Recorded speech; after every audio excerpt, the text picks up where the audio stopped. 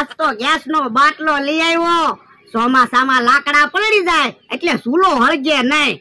હવે તો એ ચોમાસાના 4 મહિના ગેસ ઉપર રસોઈ બનાવવાની અને ચા બનાવવાની.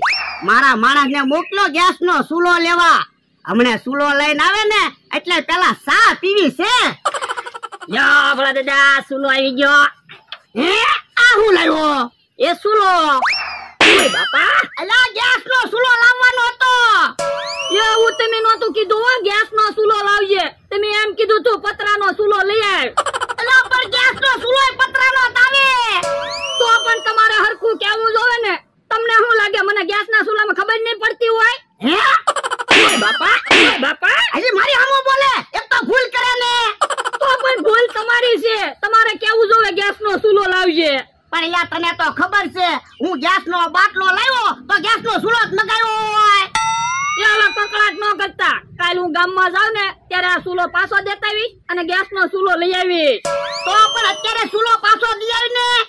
પણ આજનો દિવસ આપણે આ ચૂલા ઉપર રસોઈ બનાવી. આપણે મફતમાં રસોઈ બનશે. કાલ પછી હું ચૂલો પાછો દઈ આવીશ. હે બાપા કાલ પછી ચૂલો પાછા લે. તો પણ ચોમાસા પછી આપણે કામ લાગશે. એ હારું જાવ ઓરડીમાં મૂકી દે.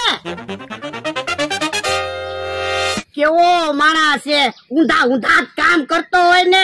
કેટલું હું ખીજાવ તો સુધરતો જ નથી ને. હવે તો મારે બદલવું પડશે.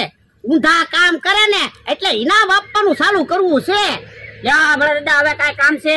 એ હવે કાઈ કામ ના, ખાટલે બે. એ હારું. અલે 500 રૂપિયા ઇનામ. કેમ મને ઇનામ આપ્યું? એ તું ઊંધા ઊંધા કામ કરે ને એટલે. હે યો બોલો, ઊંધું કામ કરું તો ઇનામ? હા ભલા દાદા એક વાત કહું. હું એ આજ પહેલી વખત તમે મારા કામની કદર કરી.